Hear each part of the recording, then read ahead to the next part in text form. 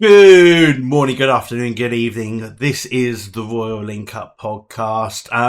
And before you're aware, no, I'm not Beefy. Beefy has gone away on holiday. Unbelievable crime. He's left you all down.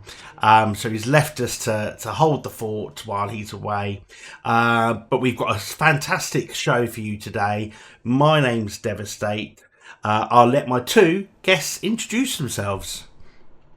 My name is Frederick, but if you're feeling lonely, I can do a really good Beefy impression. Right, good morning, my name's Beefy. I'm very excited to see you today. I'm the world's greatest Halo player. There we go, that's a good Beefy impression. Slightly Australian tinge to it. And who else have we got? Welcome all. It's Mass and Ivory here, back again. Thank you. Awesome. Well, hopefully we've got a jam-packed show for you today. But before we get on, make sure you hit that like and subscribe. But it really helps us out. We're starting to see some growth on the channel, so we really, really appreciate it. And then at any point, get in the comments and tell us what we got wrong. But yes, and please subscribe on all of our other channels that the podcast will be going out on. But we've got a jam-packed show today. We're going to be talking about the Game Awards, so we keep that for a bit later. As mentioned in the previous episode, I have downloaded the new Nvidia app, so I could talk around my thoughts on that. We had some questions on YouTube, so I'm going to look to cover those off regarding the Nvidia app as well. And then I think, Mass, you've got a couple of points you want to talk around? Indeed, yeah, there's a couple of 20th birthdays just this past week for the handheld Nintendo DS and for Half-Life 2. So, yeah. Awesome. And Vedic, what's on your subject list tonight? Yeah, a new game mode. I think it's probably not new. It's been out for a while, but we just started playing it, me and Mass. That Bifrost on Northgard. That looks quite good fun. We've been playing a bit since the Solar Empire. That's been a bit more prominent in our gaming recently. And I'm kind of been looking at a game called If Sunsets, which is like a pirate survival game. Looks quite interesting. Well, we'll come on to that. What we'll do is we will kick off just with the Nvidia app. So, as I say, in last week's episode, I said it was coming out. It's come out of beta now. It's full release. I have installed it. I've had a look around it, had a play around with some of the points in it. So, just to let you know, for those who didn't listen to last week's episode, so the Nvidia app replaces GeForce Experience. It's been that one program that's essentially managed your drivers for years and years and years and years and years. But the idea of the new app was to bring in a whole multitude of different settings all within this one Nvidia app. Now, currently, the display settings are still done in their own individual control panel, but they are being ported over later, so that is to come. But there was a couple of things that I've sort of looked into and I found pretty good.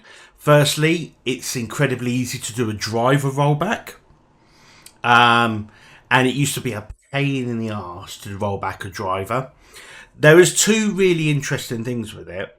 That once you go into the new Nvidia app, so when you go into your GeForce Experience today and you go to do an update, it will force you into the Nvidia app.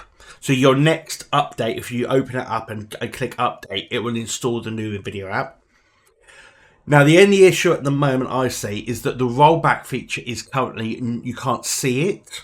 And that is because that the graphics drivers that you install, it's theoretically within the mind of the Nvidia app, the first one that you've installed. So there isn't a rollback. Rollback should appear when the next driver gets released, and then that rollback option exists. Are there any of those drivers available now? Is there an update on the drivers now? Or is it to come?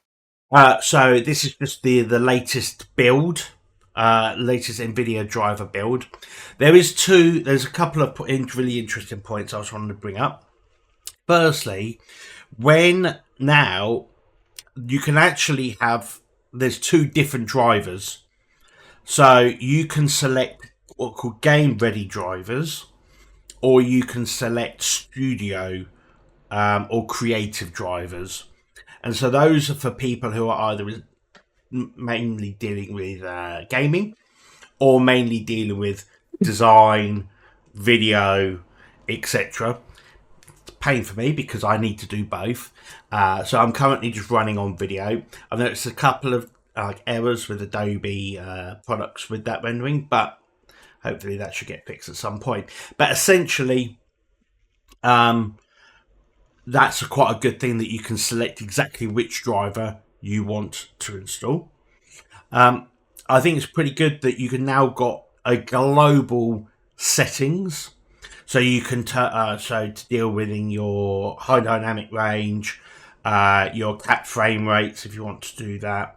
You can control the general settings for the PC, but then you can go into each game and change and limit FPS, for example, or you can turn on their super sampling to upgrade the graphics. There's a new function where you can effectively set the graphics to scale to render 4K using AI and downsample it for your monitor so the clarity looks better. It's a pretty good app. I think that by the time we have version 2, it'll be a lot more robust. It does take up a little bit more system resources. GeForce Now, I think. So GeForce Now is a separate app completely. So do you reckon they'll integrate them two together, or is GeForce Now just because that's available for Android and things? Well, my only thought was I do think that there are a couple of apps that Nvidia are currently running. So you've got Nvidia Broadcast. So for those people who aren't aware, Nvidia Broadcast, I've used it now for about 2 or 3 years. Is a program that's an AI program that runs in the background. So if I try and clap my hands, you shouldn't be able to hear me clapping. You can put artificial backgrounds. This blur effect is done through Nvidia Broadcast. It uses the CUDA cores and tensor cores to do a lot more of the learning rather than it being bound to the CPU. So there's some really good things. I've used Nvidia Broadcast for a long time. I would like to see that get ported over at some point into the Nvidia app. There's Chat RTX, which I haven't tested yet, but Chat RTX is essentially a ChatGPT model that runs locally on your machine that you can use to go and look at documents or photos or anything on your local system. So you could say, go and read this local document and tell me what you think, or go and find this and stuff like that. So I think that will eventually morph its way into this Nvidia. In my opinion, it doesn't make sense that there's a whole host of apps and there's just one master app that everyone in Nvidia can work towards. But I would say that's GeForce Now will probably at some point come across, but it's definitely not at the moment. Interesting. Yeah, good stuff. Yeah, I think I'll be trying it out. Then I'll install it. I'll see if my drivers do update later and see if it lets me install the app. Yeah, on the latest driver build for the RTX cards, it has it will ask you if you want to install the Nvidia app, and you don't need to uninstall anything. It's just an update, and it will manage it all for you. Yeah, that's good. I like that. If there are any other questions about the app, pop them in the comments and I will reply to them. This video will go out as part of the full-on podcast, so if you're leaving any comments on Spotify, I will try and get to those as well. Thank you. But moving on, Mass, there's some birthdays. There was a couple of birthdays past week or so ago. For one was for the Nintendo DS handheld, which I owned myself. Many a happy moments playing really Mario Kart DS. You had like the map on one screen, and then the actual sort of you could like Yeah, that was it. It the had actual, two screens, didn't it? and then the top screen would have like the actual sort of race itself, where you're actually sort of in your car, so to speak, or your cart, should I say? But yeah, I had I didn't have that many games for it, but the games I did have, I really enjoyed them. There was also Grand Theft Auto, Chinatown Wars. I actually completed that. Was that a top-down game?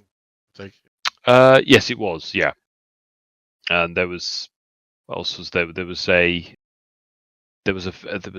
game which Wario Smooth Move or WarioWare touched, and that had some really wacky games. There was even one game in there where you could blow into the microphone and it would blow bubbles in the game. The game also, it was like really short little sort of mini games. There's one of them where there's like a loo roll and you use the stylus to unroll the loo roll in as quick time possible to be able to go to the next mini game. So it's just totally the next crazy. video game have a crap. The Wario Smooth, I think there was Wario Smooth Moves for the Wii a couple of years later. Oh yeah, I do remember that. Fantastic. Then there was a Phoenix Wright Ace Attorney, which I was not very good at. Where yes, you were playing an attorney, trying to catch the charged suspect in the courtroom, and they had they gave us as well, Nintendo, a repackaged version of the original theme park on the DS, and that's you must where have played that to death. Right, so I did, and it also caused me my first ever gaming injury. I played it so much, I ended up getting hand cramp, so I had to stop playing it. You're holding the stylus, so I had to. So I had to stop playing. Was that your favourite game on the DS? Yeah, it probably was my favourite game on the DS. A game that was 10 years old at the time, but repackaged for the DS, especially for the DS itself. So I only ever owned two handheld consoles. I had a Game Boy when it first came out, and then later on in life I had the old Sony PSP. Oh yeah, I had PSP as well. I had the PSP. I had a Game Gear. The Sega Game Gear that came out because it came out during, I think, their life. Came out not long after the Sega Mega Drive. It was a coloured screen though, and that's what set it apart from the Game Boys, because it was way before the Game Boy Color came out. Yeah, it looked a lot. It looked a lot better than the basic being coloured, wasn't it? So yeah, it was. But I really wanted a Lynx. Yeah, I saw that. I only ever saw one of those. It's so expensive, but yeah, because it had Paperboy on it, and I really enjoyed Paperboy when I used to go to an arcade. I had a game. I'm sure the Game Gear was. I'm sure the Game Boy at one point was about £60, but a Game Gear was around 100, I think. I think it. The Lynx was even more. I think the Lynx was about 200, or maybe 200. Yeah, I think so. That's an extortionate amount of money, and we're talking. It was definitely out of my price range as a youngster. It's crazy. So I'll tell you how much the game. The Lynx. Well, the Game Gear came out, and it was interestingly its launch price was $150 US, but £99 in the UK. Yeah, I thought it was. I thought I remember it being around 100. The Lynx. That would be more, I reckon. It was made by Atari.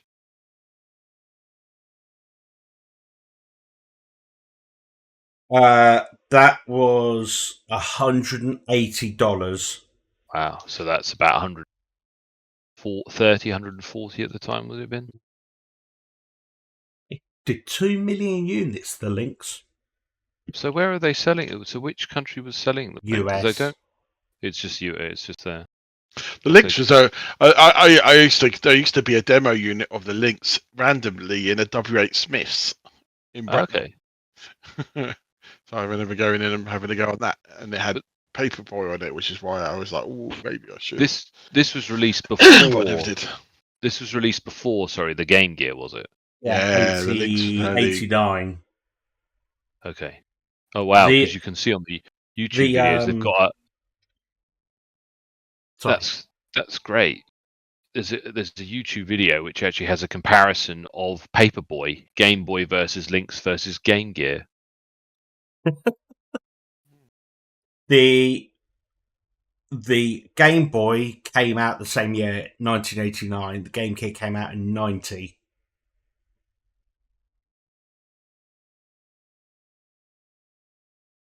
Yeah, my friend had a Game Gear because he had Sonic on it. I do remember that. Yeah. I did think, the Game Gear is just nowhere near as, popular, was it? It never took off in the same way that the Game Boy did. Any of the handheld game consoles were really as good as the Game Boy, apart from other Game Boys in reference to success. I don't think any of them were ever as good. Maybe with the exception of the Switch, but again, it's still Nintendo. I think Nintendo really have just ruled the waves pretty consistently when it comes to their handheld market. With the Game Boy, maybe they just hit the sweet spot with the price, whereas the other units were just and obviously being a color screen, and the Game Boy had that. But I think the Game Boy was always graphically inferior to all the Game Boys were graphically inferior, even to the original Game Gear. But I suppose again, it's not just the price point of the unit, but I presume the games for the Game Gear were more expensive as well. Probably assume that they cost more money. Yeah, why? It was good. The other 20th birthday is Half-Life 2. I'm a big Half-Life fan, and played the original Half-Life back in '98. Got the second one, and played all the other subsequent episodes. I've never played the VR game that's got some astonishing reviews as well. But I'd probably be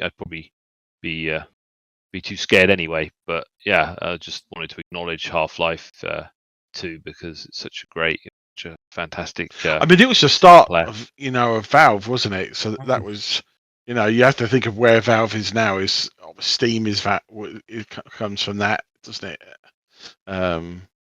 Is that Unreal? Was that theirs as well? No, theirs is. But I mean, the engine that Half-Life 2 ran on, Counter-Strike Source, was using that. The great success that was.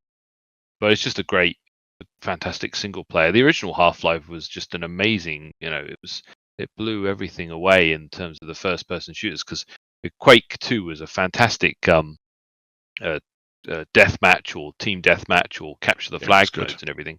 But its single player experience was pretty weak. And I know that Unreal, the first one that came out a year before, I think it was about a little bit before. It was still '98, but it came out a little bit before Half-Life. It was a good single player, but I think it wasn't a patch on Half-Life single player. It was so much better. But Half-Life didn't really have a multiplayer mode, though, did it? It used other games to get that benefit of.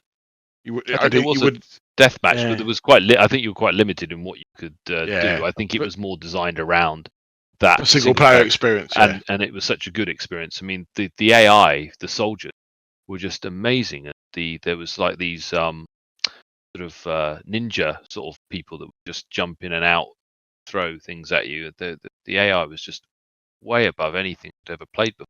But yet the original Half-Life, I was told that it was built on a Quake engine, so it's incredible.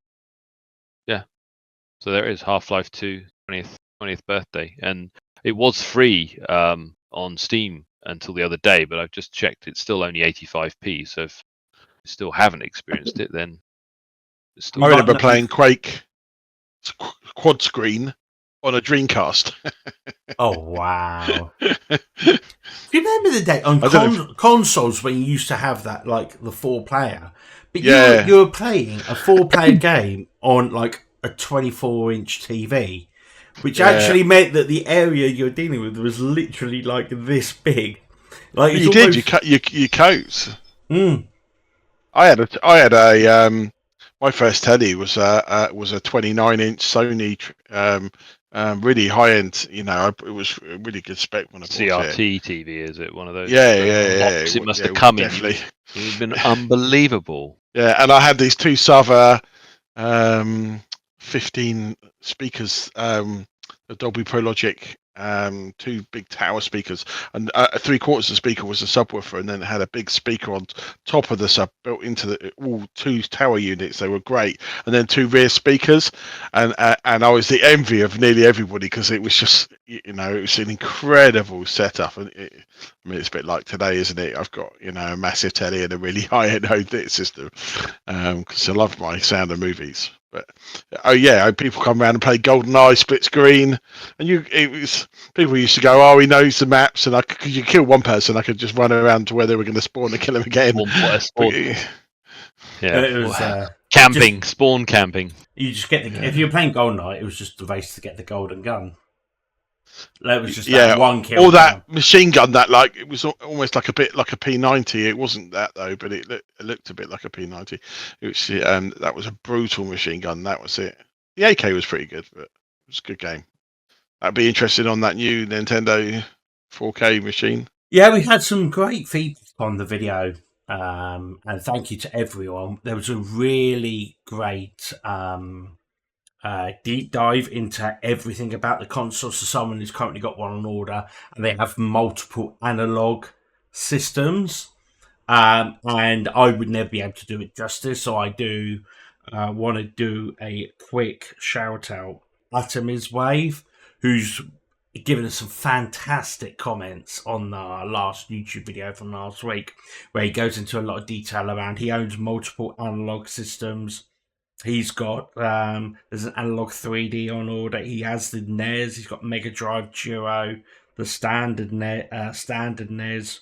So he says that they are expensive and they cost even more than what we spoke about, the $250. But they are absolutely insane, and the upscaling really works to 1080p 4K. And he gives her an incredible breakdown. So yeah, massive shout out to Atomiz Wave, and thank you very much for that. I encourage everyone to go back to go and have a look at the Nintendo 64 video that we published last week. Yeah, winner. Well done. Benick, have you got anything? What do you want to talk about this week then? Yeah, so I was kind of I stumbled across a YouTuber playing a game that looked quite interesting called If Sunsets, and it's one of those where in the evening all the dead spawn, but you get stranded on this paradise island, and you have to survive, and it's one of those survival games where you have to.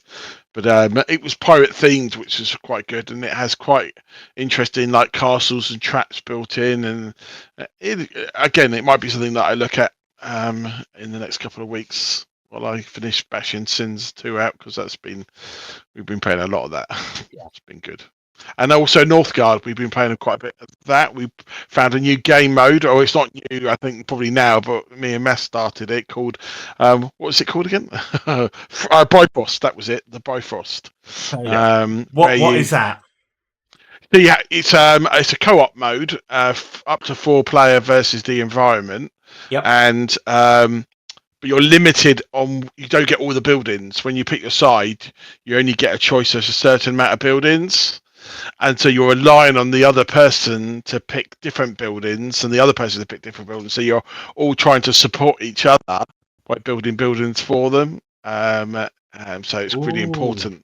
But you have to then every night or every winter? Every winter you get a wave of monsters that come from the Bifrost and then attack you in these ways, and your defenses have to be strong enough to survive. That was quite interesting. Nice. And the idea is to get to the Bifrost, and then get through the Bifrost, and then you go to the next level, and you get an ability that you get granted at the end, which is permanent. You get to keep that, and then that takes you. You go to the next game with that. Obviously, that new benefit. New bonus. Awesome. Just coming on to the if sunsets, you said. Is that am I correct? Yeah, if sunsets, I think it's called. Yeah, so it's a survival RPG then, but Yeah. So there is a co-op. So it's single player, but you do an online co-op as well. Okay. Yes. So it's pirate themed. Looks quite interesting. It's not too expensive. It's got mixed reviews at the moment, but it's early access, so might wait. Keep an eye. I'm following it to see if the next update. I feel sometimes I get stung by early access games because there's a lot of developer abandonment. Really gets quite frustrating. Awesome. I've got one tiny other little bit of news. There has been, and this is very much the rumour, so don't take this as gospel, but the rumoured launch price of the 5090 is going to be $1,900. So that that's sounds way below. £350, $350 markup on the 4090. That sounds quite a lot lower. 1,900. You say Yeah. you say dollars? Dollars, yeah. Okay, so that's what 1,500. 1516. But then there'll be an import tax, so you might as well make it £1,900. Wow. Did we not think at one point we thought it would be closer to maybe 2.5? No, that was the TI versions. Okay. Because when the 3080 came out, initially when it got announced and the prices and you could start to pre-order them, they were crazy. They were really, really good value for money. Like even the 3080 Ti was like 1,300. And so everyone was, but then, I mean, I waited a year before I got mine after it got released because because of COVID, there was just no stock. And eventually they said I was never going to get it. They said, look, I'm really sorry, but we're never going to get this back into stock. And they said, you can sell you one of these versions instead. Is it an LPG? Is that what they're called? The ones with they weren't as good for mining Bitcoin. That was it. Everyone at the time, everyone was working from home, and anything that was computer related was just getting scalped beyond belief. I remember webcams, the Logitech C920 webcam, which was like selling at £40 pre-COVID in the January, February, COVID hits, and it goes up to like £100, and it's insta sold out. Every webcam was sold out everywhere, apart from the absolute rubbish, the ones that pretend that they're 1080p, but they're actually more like 240p, selling them on eBay. Or it is 1080p, but it's got a lens like a goldfish bowl. Yeah, just distorts and looks rubbish. So I think that the thankfully we're not in that realm anymore. But as we said last week, that the Ryzen 7 9800 X3D is being scalped at $200 above MSRP. It's unfortunately is just the world we live in now, where if something has good performance, and look, it'll probably be that way for like 2 or 3 months. It's just the same with anything that makes money, isn't it? People buy things that it's really it's almost like the same with housing, isn't it? People buy, if you came into money, the best thing to do with that is to invest it in property and then rent out and sell that property because it's just incredible. And it just stops other people from buying houses. So and that when you control a market. And you buy so many that you end up controlling like the market, and they know what they can sell them for. And look, what's the worst case scenario? They better buy them at MSRP. If they don't sell at 600, they either just get a refund or sell them at the normal MSRP. There's no cost associated to them, so absolutely. You're never gonna lose out. Okay, shall we move on to our final one, or have you got anything else to add, Vedic? No, let's go on to the 2024 nominees. Hopefully this works.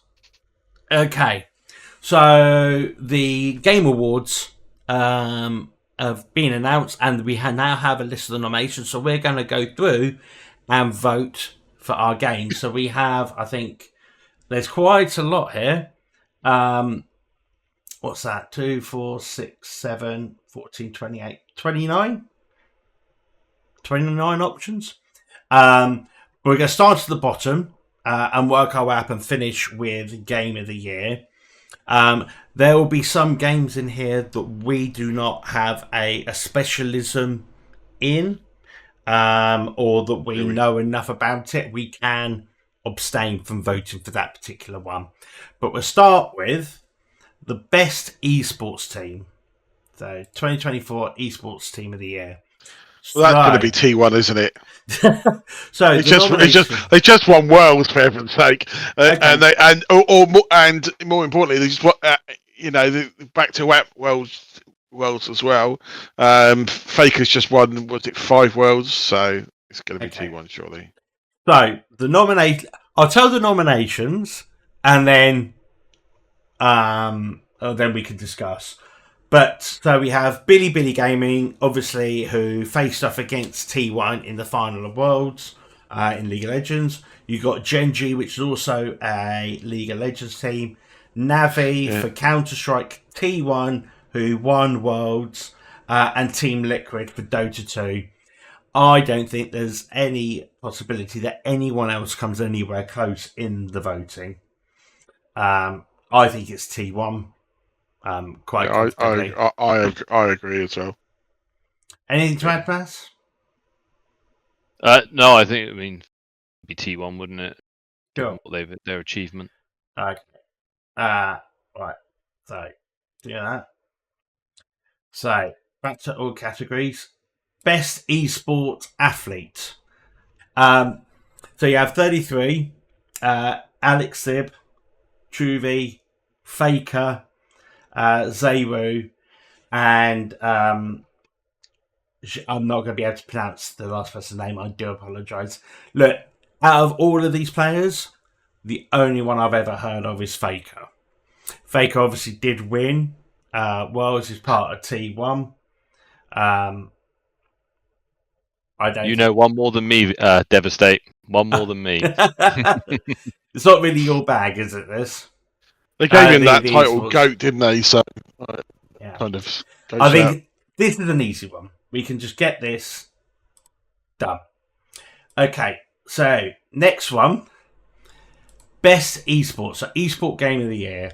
So we have Counter-Strike 2, Dota 2, League of Legends, Mobile Legends Bang Bang, and Valorant. For anyone who wants, Mobile Legends Bang Bang is basically a mobile rip-off of League of Legends. I apologise. I might offend some Bang Bang fans out there. Please excuse me. We've played Valorant. Put it in the comments if you're angry with that comment. We've played Valorant at Royal Link Up before, haven't we? We have. We've also played Counter-Strike 2. We did play and obviously League of Legends has been played. I mean, Counter-Strike's got a huge following, but I think, didn't they say the League of Legends World Final was the biggest esports watched of all time? Yeah. I think that in years gone by, I think a couple of years ago, Valorant had a massively insane rise. Everyone was playing Valorant. Counter-Strike 2, obviously in the longevity, but I can't. In 2024, League of Legends, I think it's crushed all the numbers. It's had its best ever year in the esports scene. And I think that's probably right, because that's this year. If we're going by, because this is the top nominations for 2024, then I think you're absolutely right. It's got to be League of Legends, and I think that those other games are still, or at least some of the ones I know of, because I've never heard of Bang Bang, and I do apologise for the Bang Bang lovers. But the other two are really, really strong. I don't think the other ones, Dota's still quite popular. I don't think I've ever played Dota 2. Yeah, no, it's good. I've watched a few tournaments. It is quite interesting. It spawned from World of Warcraft, Warcraft 3, didn't it? Yeah, it was like a mod from it. So Yeah. Okay, And so still League of got Legends, some of these are going to be incredibly easy, some of these are going to be quite hard. Our next one is Content Creator of the Year. So we have Queso, Ilajan. This is actually meant to be Techno Gamers, Typical Gamer, and Pecora. Pecora's a VTuber. I don't know much about Typical Gamer. Techno Gamer he has 43 million subscribers on YouTube. Very much a variety gamer, but has a big, massive Indian following. I think Beefy would be going, where's his name? Yeah, I mean, Beefy's firstly not really a content creator in that realm, but he's yeah, it's not really a category that he can even compete in. Queso, I don't know much about Ilya-chan. Queso, I've seen some bits and pieces on. I don't know if either of you two have a preference on any of these. I don't know any of them. Masanevi? No? I'm forgive my ignorance on this one. Sure. Okay, I will plump for Queso. Okay. Right, so Mass had to step away for a little moment, so it's just going to be me and Venick now. The next category we have is most anticipated game. Now, the nominees are Death Stranding 2 on the Beach, Ghost of Yeti, Grand Theft Auto 6, Metroid Prime 4 Beyond, and Monster Hunter Wilds. This is the biggest slam dunk, I believe, that in the gaming awards. Grand Theft Auto. Grand Theft Auto. Although Monster Hunter Wilds is probably the most anticipated Monster Hunter game, for me, incredibly simple. Okay. Next, best adaptation. The next one, best adaptation, recognising outstanding creative work that faithfully and authentically adapts a video game to another entertainment medium. So the nominees are Arcane, Fallout, Knuckles, Like a Dragon Yakuza, and Tomb Raider Legend of Lara Croft. So I think that Tomb Raider is a cartoon. Knuckles was ultimately a film. I never watched Like a Dragon. I'm imagining it's on one of the streaming services. I've never seen it. I have watched Fallout, and I have watched Arcane, and they're both brilliant. Yeah, I think that's a toughie because they're both really, really good. I really liked Fallout. Now, I watched Fallout and I hadn't played the games. So I watched it and it made me want to play the games. I watched Arcane. I'm generally not an anime sort of fan. But it's enjoyable. It was pretty good. Would you have a preference? I think it's going to be down to those two. Yeah.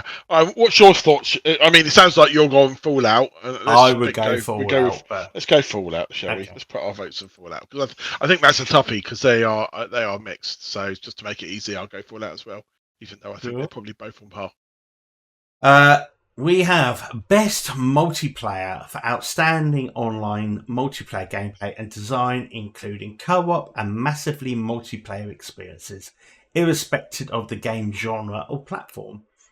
The nominations are Call of Duty Black Ops 6, Helldivers 2, Super Mario Party Jamboree, Tekken 8, or Warhammer 40,000 Space Marine 2.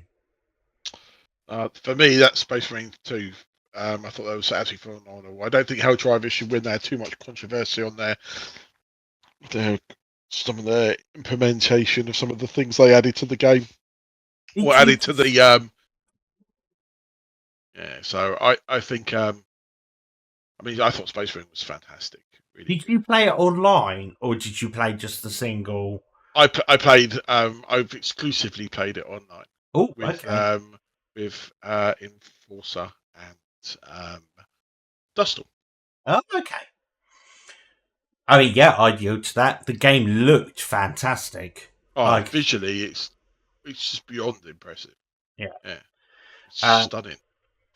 ultimately, Helldivers 2 took the world by storm earlier in the year. Then, Yeah, ultimately, Sony killed it by adapting that, by enforcing their rules and regulations around it. yeah. Killed the entire player base. It did recover somewhat, but it was at one point had an insanely high peak of players. We were playing a very similar game ourselves, weren't we?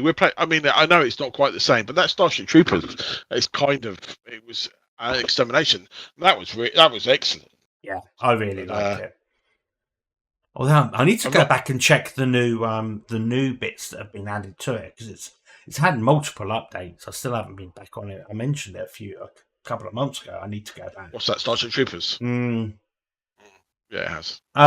Fine. I mean, I will yield to Space Marine 2. I think it's far too early for COD to come into the frame for best And multiplayer they've got game. loads of problems. Got loads of problems with hackers and stuff. Unfortunately, so many games do. Right. Best sports and racing for the best traditional and non-traditional sports and racing games.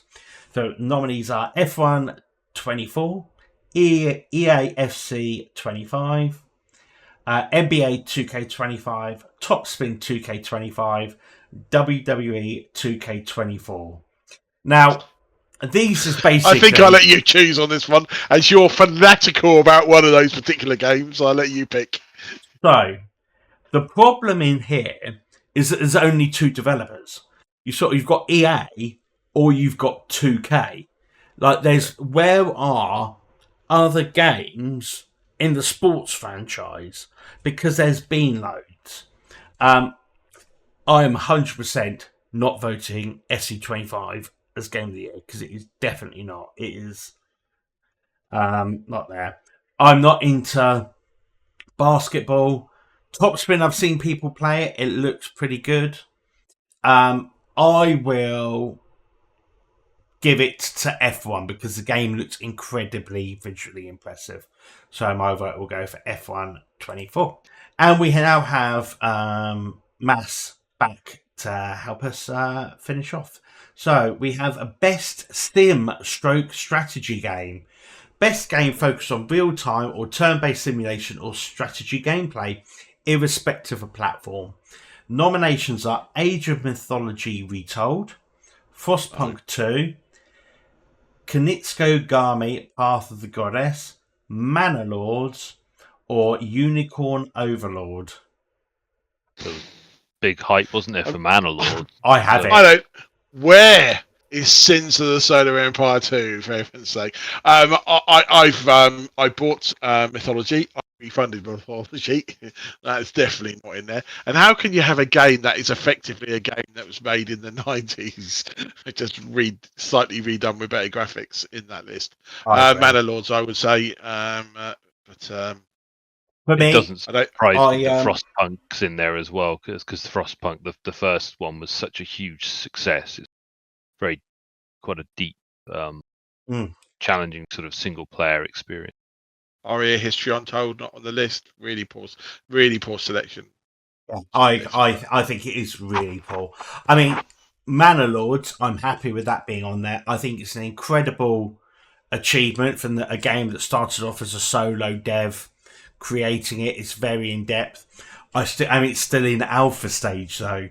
So can we give an alpha game of the year, because it's still not finished? And it's the problem just don't know is any of the others. I mean, yeah. Unicorn what? I mean, I bought Mana Lords. I played Mana Lords. I'm happy to vote for it over any of these, but there is if I just think the list is really, those end up scenario. I don't know how they chose those. I 100% agree. Okay, we're on to best family.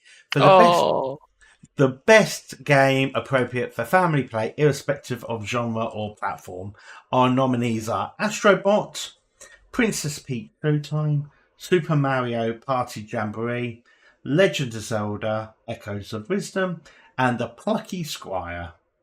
can I just say I'm really happy to see that Super Mario Party's got is up for a nomination, because I'm a big fan of the previous versions of it. Many a good times playing Super Mario Party game.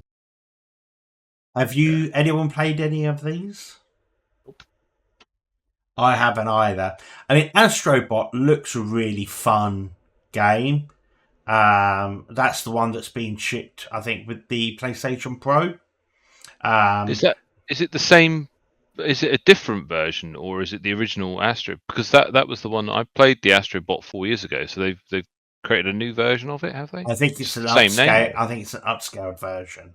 Okay, yeah. I mean, it was a great game. I mean, it plays a bit like it's like a 3D platform, but it's a very good one. Okay. I mean, ultimately, we can abstain from voting on this, or we can go with a gut feeling. If you want to go Super Mario Party, just to have a vote on that, Mass. Well, I suppose it would be a bit biased, I suppose, because I'm a bit ignorant of some of the other options there. So maybe it would be better just to We can pass up. abstain for that. Best fighting game. For the best game designed primarily around head-to-head combat, nominees are Dragon Ball Sparking Zero, Grand Blue Fantasy vs. Rising, Marvel vs. Capcom Fighting Collection Arcade Classics, Multiverses, or Tekken 8. I mean, back in the 90s, this was one of the biggest, if not the biggest category, wasn't it? With things like Mortal Kombat, Street Fighter, you'd have Killer Instinct. I mean, the Well, at least you original... enjoy playing those Marvel versus Capcom games. They were great. They were great arcade games. You found one in an arcade, you were like all over it. And I took Tekken 1, 2, and 3. I absolutely hammered when game console. I haven't played game console for ages. I'm surprised we're only on Tekken 8. Yeah, I know. I need to go to show how often now. I mean, Tekken 8 graphically looks incredible. I have not played any of these. I'm not in the fighting scene. My gut would be to go for Tekken 8, but that would be... We can abstain from this one. Yeah, I think that's certainly fair. Okay. Best RPG.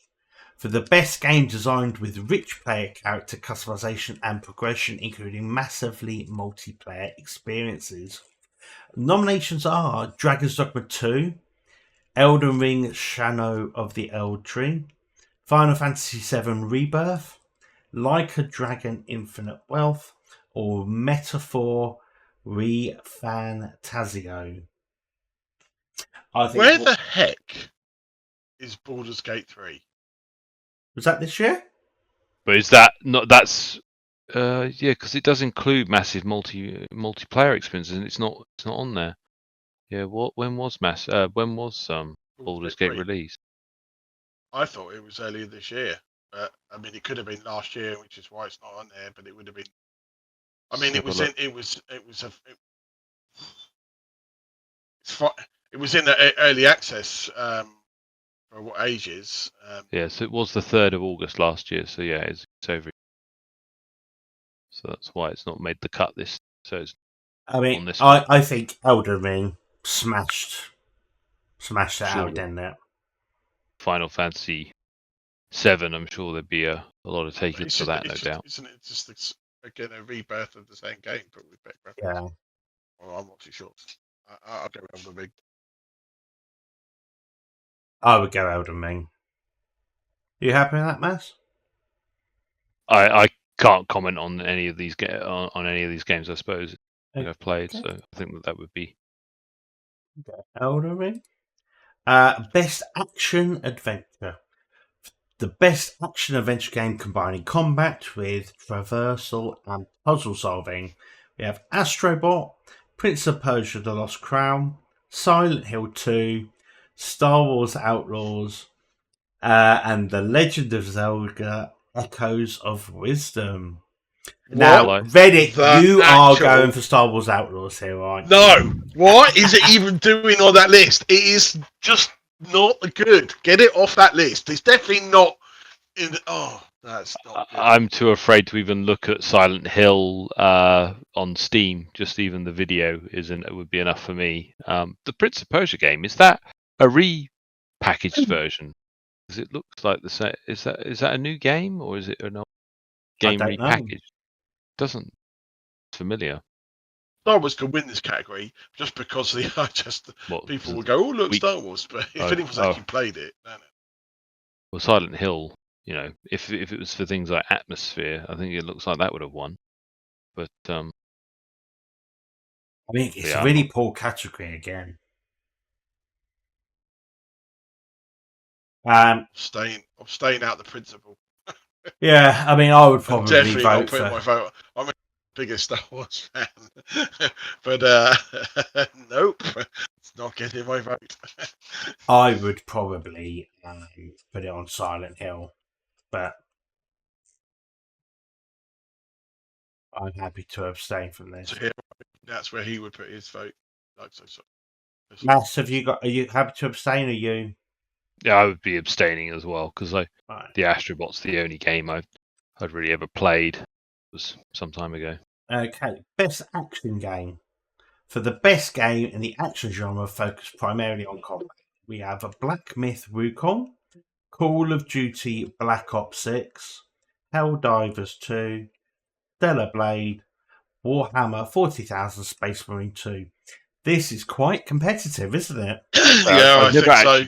I've never played any of these games, but Have you played any games this year? I don't know Stellar Blade.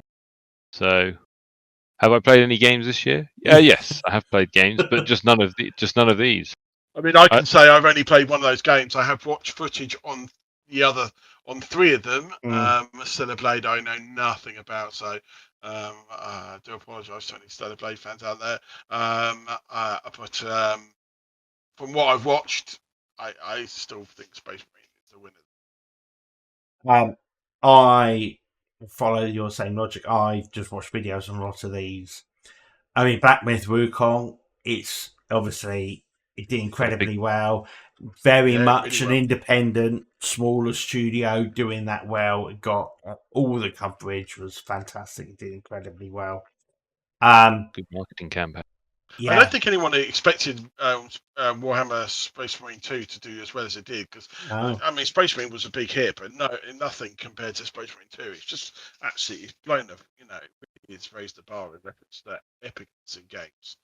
You just feel so like almost like you're god level power, in your abilities, fighting off thousands. It's just it's really good. See that immense scale. I'm happy with Space Marine 2. Okay. Best VR or AR. For the best game experience playable in virtual or augmented reality, irrespective of platform, you have Arizona Sunshine Remake, Asgard's Wrath 2, Batman Arkham Shadow, Metal Hellsinger VR, or Metro Awakening. The reviews are anything to go by. Supposedly, the Batman Arkham Shadow is the best VR experience ever. Yeah, Dustle said it was incredible. Said it was. He does have it. Amazing. Right. So that's where I would say that would go, because so we'll have to get Dustle on to talk about that and all the other VR games he plays, because this is supposed to be something special. Yeah, agreed. Okay, I'm happy with that. Best mobile game. None of them. Burn them all. No. Wait 1 second. For the best game playable on mobile device, AFK Journey, Balatro, Pokemon Trading Card Game Pocket, Wuthering Waves, or Zenless Zone Zero. Now, I know Wuthering Waves is definitely a gotcha game. This Balatro, I've heard a lot of people talk about it. It's meant to be really good, but I don't know. I have never played any of these. Do any of them have currency that you have to spend in real Weather life? and Waves definitely does. Yeah. Category should be that category should exist in my opinion. I just think it's a good mobile game. Okay, I think we abstain from this category. Best debut indie game. For the best debut game created by a new independent studio, the nominees are Animal Well, Balatro, Manor Lords, Pacific Drive, or The Plucky Squire. So that's obviously we've seen Balatro mentioned the previous one, Manor Lords mentioned previously, and The Plucky Squire mentioned previously as well. Yeah. Well, I think Manor Lords is Yeah. visually impressive, gameplay impressive. I am happy with that. Best independent game. Best independent game for outstanding creative and technical achievement in a game made outside traditional publishing system. Animal Well, Balatro, Lorel, and the Laser Eyes, Never, and UFO 50. Any ideas? Sorry to say. No ideas here. I think this Never was demoed at one of the games, was sort of like showcased at a games. I think it's Summer Games Fest, I believe. I sort of remember the visuals and the name, but I haven't played it. Couldn't give you enough information on it. I think we'll abstain from voting on that one. Best community support. Recognising a game for outstanding community support, transparency and responsiveness, inclusive of social media activity and game updates and patches. Baldur's Gate 3, Final Fantasy 14, Fortnite, Helldivers 2, No Man's Sky. Helldivers had there's a a problem, massive didn't it? community around Baldur's Gate, but There's a bit of a. there was huge. Was there not a backlash for? Was there not a backlash for Helldivers 2? Yeah. Yeah. So that's for me. I can't win. mean, No Man's Sky. That completely shitted No Man's Sky. I mean, when they initially released it, but they did a full. Oh, they've done a great job since. Yeah, they have. Yeah. I mean, it had so much potential, and then when it came out, everyone was like a deflated balloon. But they managed to reinflate that balloon. It's really epic. I mean, Bolt, that's a tough one. I don't know. I don't think Helldivers should get it out of principle. But No Man's Sky, Baldur's Gate would be where I put mine. Let's go Baldur's Gate. Happy with it. Yeah. Okay. Best ongoing. Awarded to a game for outstanding development of ongoing content that evolves the player experience over time. Nominations are Destiny 2, Diablo 4, Final Fantasy 14, Fortnite, or Helldivers 2. Outstanding development of ongoing content. Now, you can't knock Fortnite for the amount of stuff that they put into that game. They've done concerts on there. They've done collabs with like Lego, and they continue to do all of this stuff. And they've had President-elect using it as a platform. Yeah, let's go there. I would lean on Fortnite because I don't think anyone touches them in terms of additional content. Games for Impact. For a thought-provoking game with a pro-social meaning or message. Nominations are Close to the Distance, Indica, Never, Life is Strange Double Exposure, Senua's Saga Hellblade 2, Tales of Kenzara Zao. Again, not gonna lie, the only one I know is Life is Strange. Yeah, it's the same. Dustin loves that game. He loves all of them. They've got a really big following, the Life is Strange series. He's a big fan. That's taken over a couple of leagues where he's just been playing that while everyone else has been playing games. Yeah. I used to sit next to him and I'm like, what are you playing?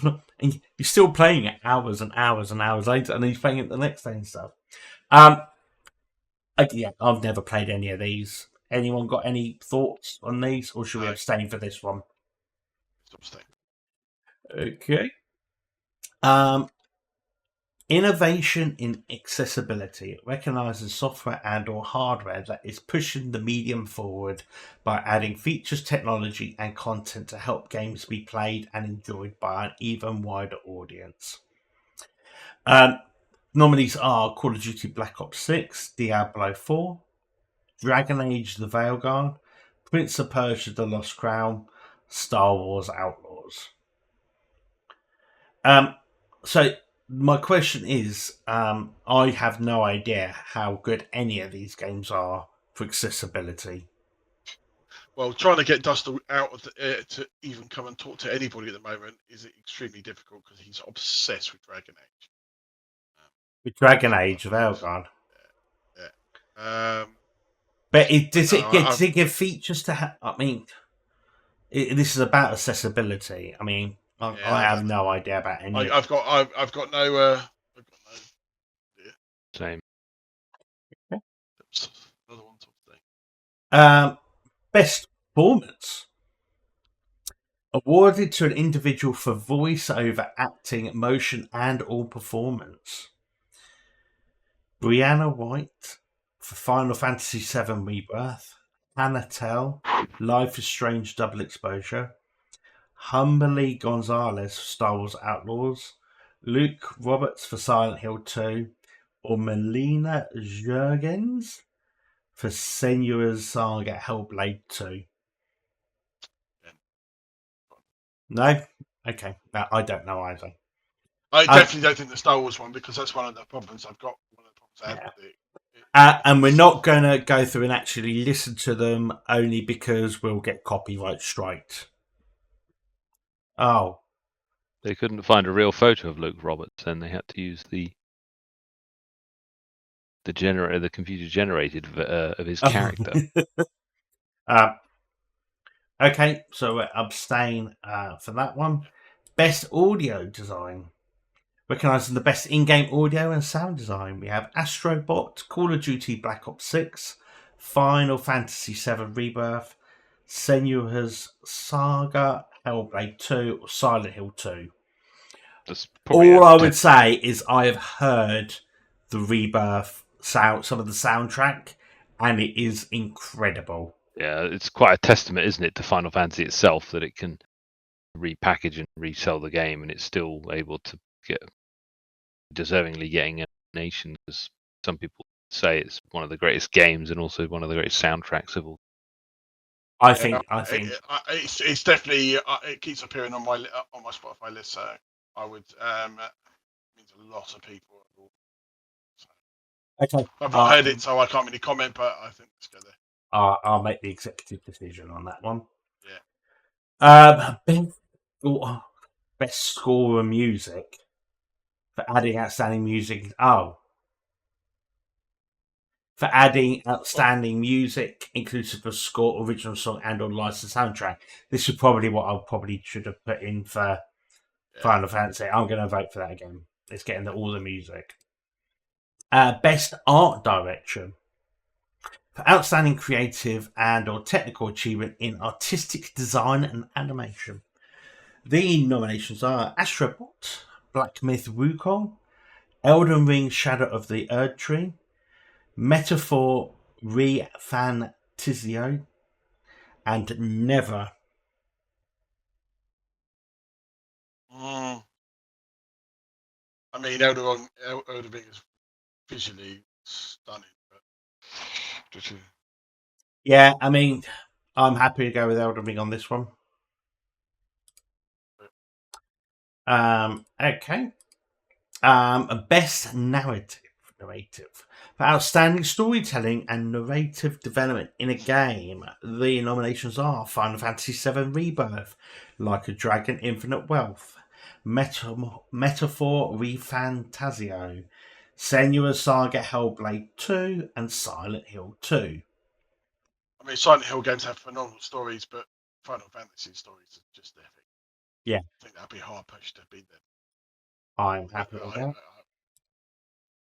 And we're coming to the end now. Everyone will be good to see. We have one more before we hit Game of the Year. So, Best Game Director Award for Outstanding Creative Vision and Innovation in a Game Direction and Design. Nominations are Astrobot, Balatro, Black Myth Wukong, Elden Ring Shadow of the Erdtree, Final Fantasy VII Rebirth, and Metaphor ReFantazio. Here is where I think Black Myth Wukong could take this. Because I think it's just that bit different. And the vision of the game, they deliver what they wanted to achieve, and I think it does stand out in that area. Any other? No, you go for it. Okay. And our final one is Game of the Year. The big And one. the nominations are not Star Wars Outlaws. This is Game of the Year, recognising a game that delivers the absolute best experience across all creative and technical fields. The nominations for Game of the Year are Astrobot, Balatro, Black Myth Wukong, Elden Ring Shadow of the Erdtree, Final Fantasy VII Rebirth, and Metaphor ReFantazio. And I'll tell you what, if there's nothing else, that this Balatro and this Metaphor have come up so often, I need to go and investigate these games because they're in almost every single category. Can a repackaged game or real repackaged version of Final Fantasy VII, a near 27-year-old game, We should go and be watch Game of the Year? That is the big deal, isn't it? I think in my mind it's between Black Myth Wukong and Elden Ring, and I think Elden Ring. If you think about this year, where all of the hype was around, it was around Elden Ring.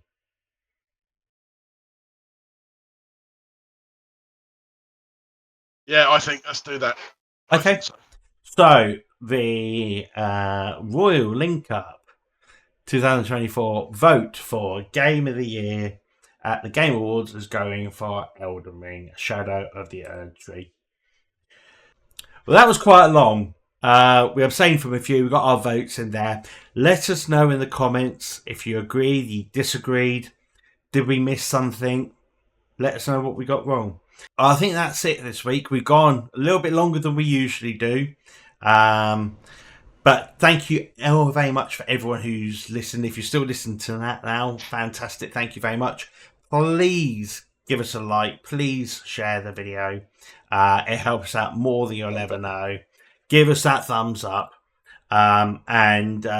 Yes, we will be back next week with another episode with some more news. I think Beefy might be back. I might still be away. No worries. We'll have you sorted. But for now, my name has been Devastate. I'm Vedic. And I've been Masanivri Tofu. Catch you later, peeps. Bye-bye. Bye-bye.